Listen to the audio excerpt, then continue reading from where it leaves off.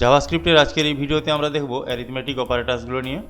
এই অপারেটরগুলোর মধ্যে রয়েছে addition, subtraction, multiplication, exponentiation, division, modulus, increment আর ডিক্রিমেন্ট।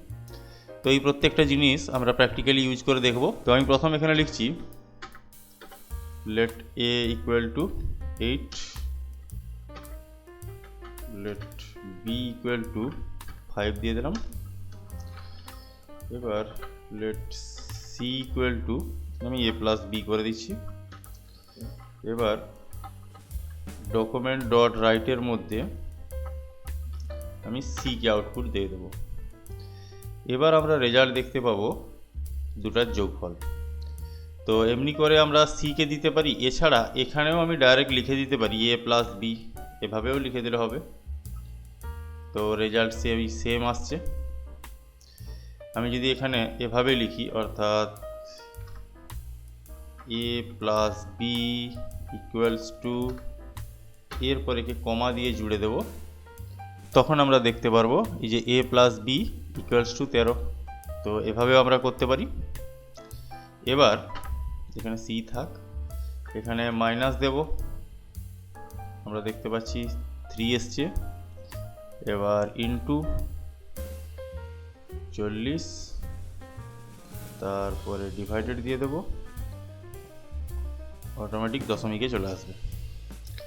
তো এরপর হচ্ছে এক্সপোনেনশিয়েশন। এক্সপোনেনশিয়েশন বলতে কি না, যেটা আমরা টু দি পাওয়ার বলে থাকি। যেমন এখানে আমি সংখ্যাগুলোকে একটু কমিয়ে দিই, 3 টু দি পাওয়ার 3 করে দিই, অর্থাৎ 3 3 9 3 27, অর্থাৎ 3 হোল কিউ যেটা।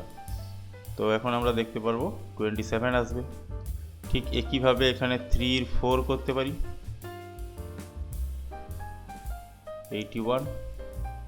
তো এটাই হচ্ছে এক্সপোনেনশিয়েশন। এরপর আসছে মডুলাস। মডুলাস অর্থাৎ রিমাইন্ডার। পার্সেন্টেজ সাইনটা আমরা মডুলাস হিসাবে ব্যবহার করি প্রত্যেকটা প্রোগ্রামিং ল্যাঙ্গুয়েজে। পার্সেন্টেজ মানে পার্সেন্টেজ নয়, এখানে রিমাইন্ডার বোঝাবে। যেমন আমি যদি এখানে 8 লিখি, এখানে 5 লিখি,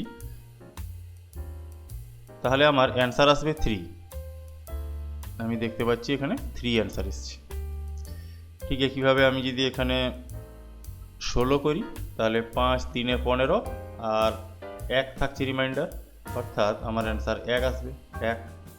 তাহলে এইভাবে আমরা মডুলাস ব্যবহার করতে পারি। এরপরে আসছি ইনক্রিমেন্ট। তো ইনক্রিমেন্ট করার জন্য আমি এইখানেই করি। তো এই দুটো তখন লাগবে না, আমার শুধু এতেই দেখাচ্ছি। আমি যদি a প্লাস প্লাস লিখি আর এখানে যদি a কে আউটপুট করি, তার মানে এর মান আছে 16, আর এখানে প্লাস প্লাস হলো মানে হচ্ছে 1 বেড়ে গেল। এবার এর মান হয়ে গেল 17। এখন যদি আমি রিলোড করি, তাহলে দেখতে পাচ্ছি এর মান 17। অ্যাকচুয়ালি এই যে a প্লাস প্লাস মানে যা, আমরা এটাকে এভাবেও লিখতে পারি, a সমান a প্লাস 1। এটাও সেই একই মান দাঁড়াবে, রিপ্লেস করলে সেই সেম রেজাল্ট। এছাড়া আমরা এখানে মাইনাস মাইনাসও ব্যবহার করতে পারি, অর্থাৎ ডিক্রিমেন্ট হবে। এখন এর মান দাঁড়াবে 15। যেই রিলোড করবো আমরা দেখতে পাচ্ছি অ্যান্সার 15 এসছে। তাহলে এই ছিল আমাদের অ্যারিথমেটিক অপারেটর। তো এইগুলো সবই আমরা দেখলাম। এর পরের ভিডিওতে আমরা দেখব অ্যাসাইনমেন্ট অপারেটরগুলো নিয়ে। তো আজকের মতো এতটাই।